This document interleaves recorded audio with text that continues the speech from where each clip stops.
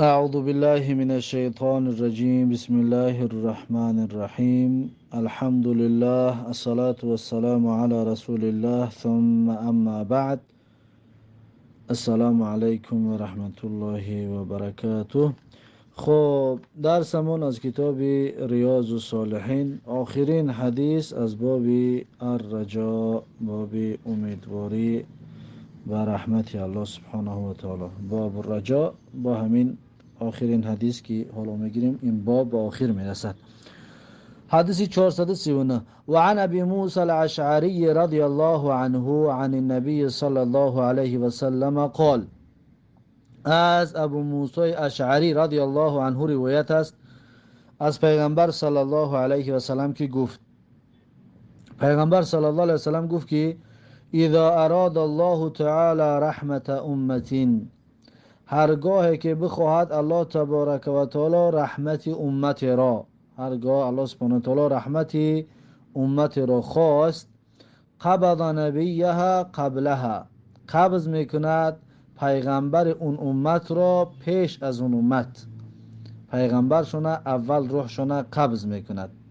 فجعله لها فرطا و سلفا، پس میگرداند پیغمبرشون را لها برای همون امت، برای همون قوم، فرطا یعنی ذخیره آخرتشون، و سلفا یعنی که پیش و پیشی چیزی پیش و پیش فرستاده شده، که چیزی که پیشتر فرستادگی بین یدی ها یعنی از پیششون، و سلفا بین یدی ها یعنی سلف برای آینده شون، در آینده شون لازم می شود. و اذا اراد هلکت امتین، و اذا اراد هلکت امتین، و هرگاه که بخواهد الله تبارک و تعالی هلاک کردن امت را، نابود کردن امت را، عذبها، اون امت را عذاب میکند. الله سبحانه و تعالی اون امت را عذاب میکند و نبیها حی، و در حالی که پیغمبر همون امت زنده است، یعنی پیغمبر زنده است و الله امت چه عذاب میکند. فاهلکها و هو حی ینظر، پس هلاک میکند اون امت را، نابود میکند اون امت را، و هو حی ینظر، و در حالی که اون پیغمبر زنده است و نگاه میکند امتش را، این حالت امت چه میبیند. فاقر عینه بهلاکها حین کذبوه، فاقر یعنی روشن میگرداند الله سبحانه و تعالی عینه یعنی چشم اون پیغمبر را، فاقر عینه پس روشن میگرداند الله سبحانه و تعالی چشم اون پیغمبرش را، بهلاکها برای با هلاک کردن امتانش، با هلاک کردن امت اون پیغمبر، حین کذبوه وقتی که تکذیب کردن، انکار کردن پیغمبرشون رو، یعنی که وقتی پیغمبر آمد و دعوت کرد و اون امت قبول نکرد، الله اونها را عذاب میکند، پیغمبر میبیند و روشنی چشمانش میگردد.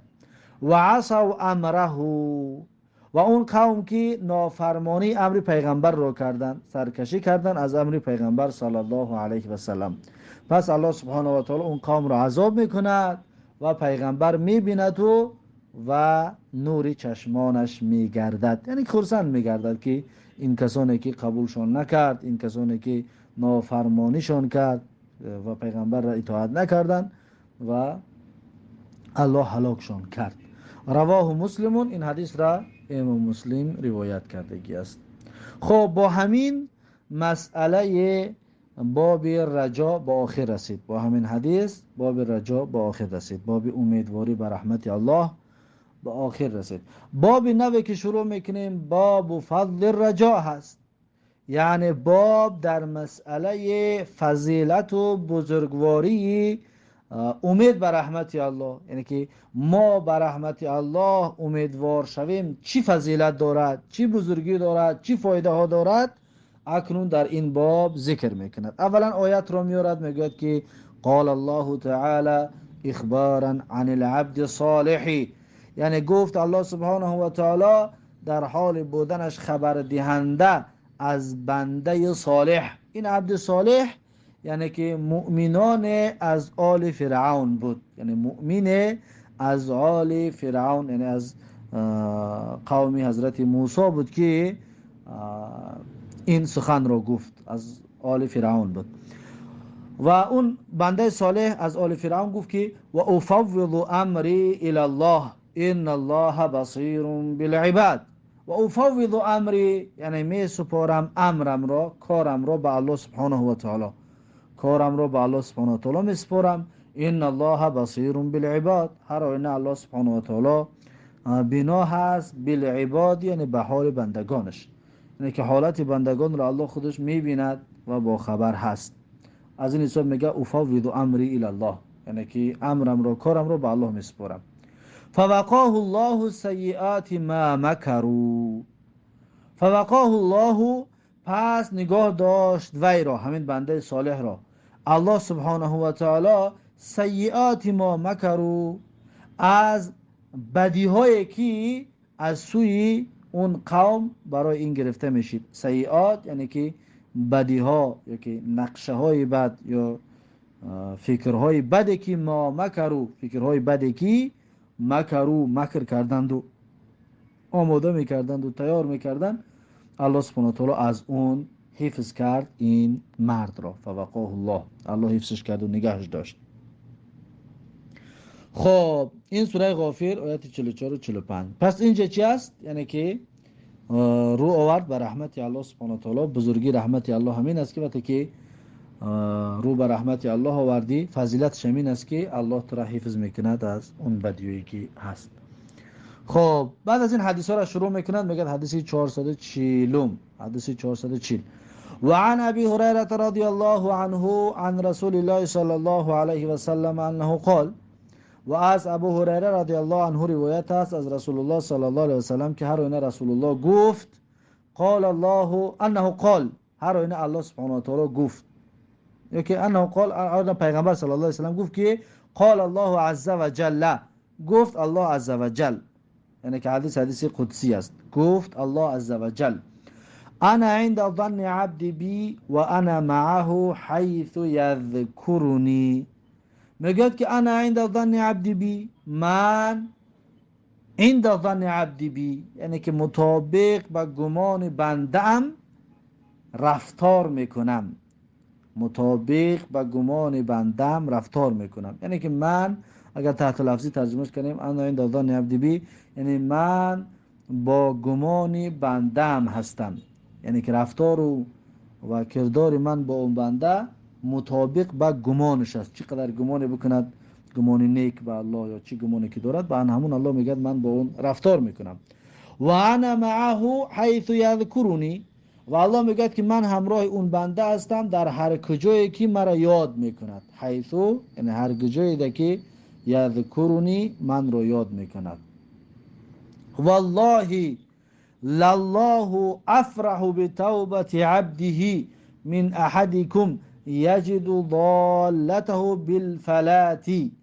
میگه که والله، قسم به الله، لله اقرب بتوبة عبده، حتما الله سبحانه و تعالی نزدیکتر است، افرح، خوشحالتر است به توبه بندش، یعنی خوشحالتر می شود به توبه بندش، من احدکم، از هر یکی از شما، یجد ضالته بالفلاتی، پیدا می کند گم شده اش را در بیابان.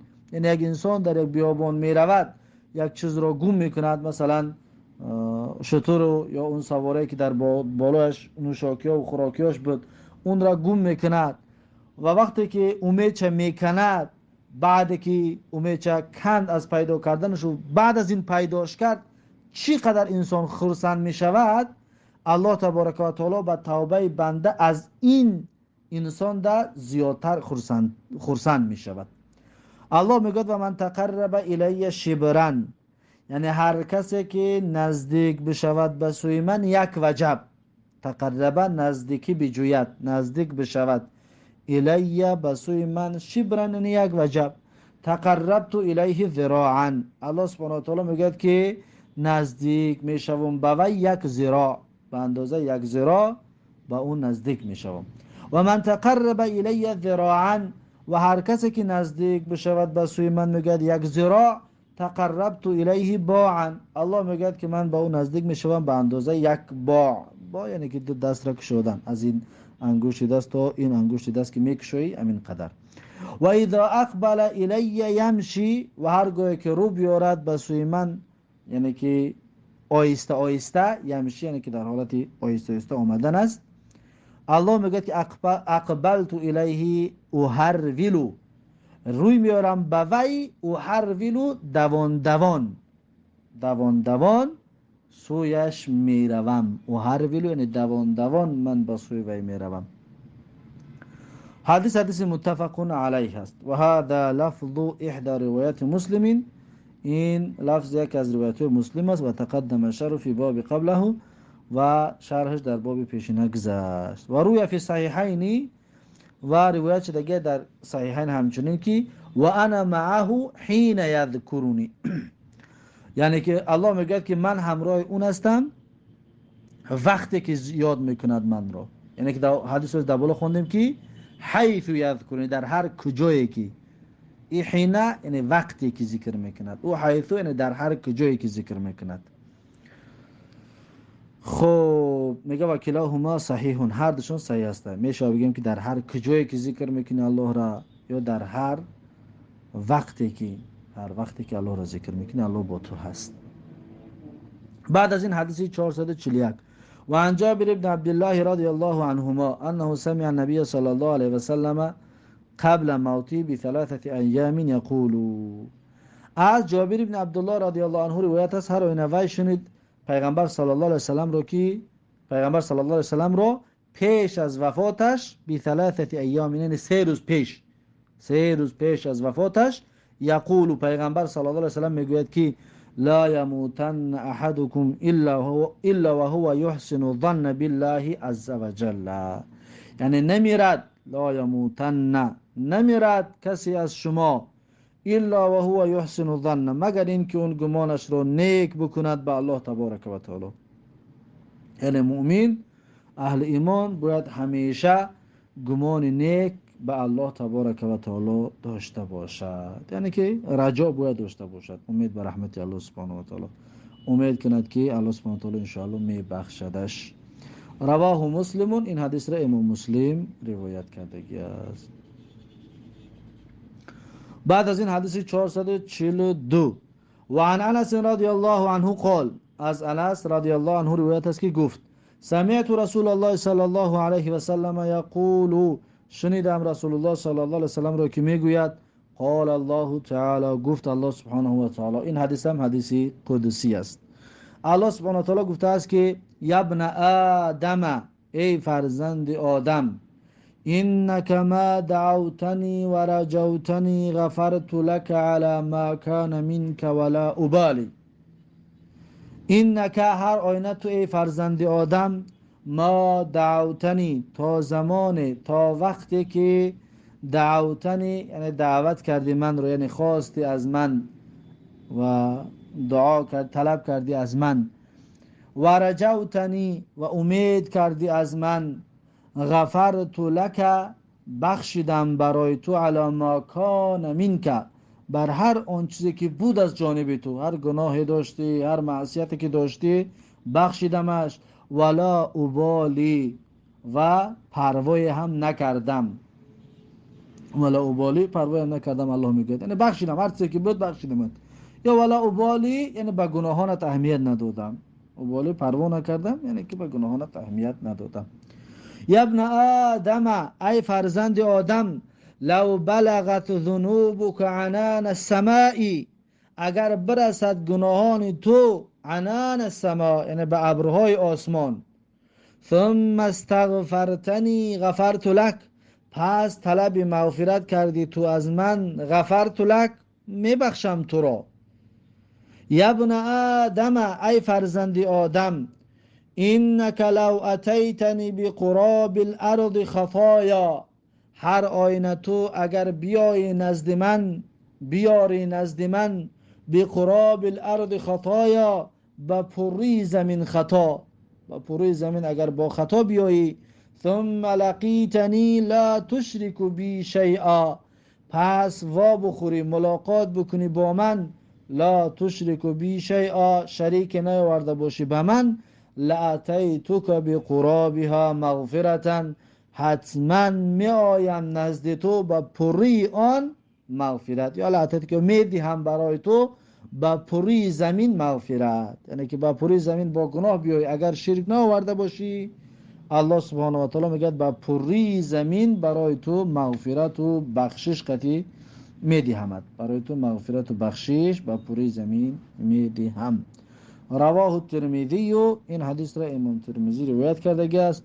و قال حدیث حسن، و گفته است که حدیث حسن است. خب این است بابی فضل رجا، فضل امیدواری به رحمت الله. بعد از این باب نو شروع می شود، اینش انشاءالله درس آینده که باب الجمع بین الخوف و الرجا. اکنون ترس از الله و امیدواری به رحمت الله، این را چه جمع کنیم، انشاءالله جمع کردنش درس آینده انشاءالله دلایلش رو خواهیم گرفت. این بود درس امروزمون. بارک الله فیکم و جزاکم الله خیرا و السلام علیکم و رحمت الله و برکاته.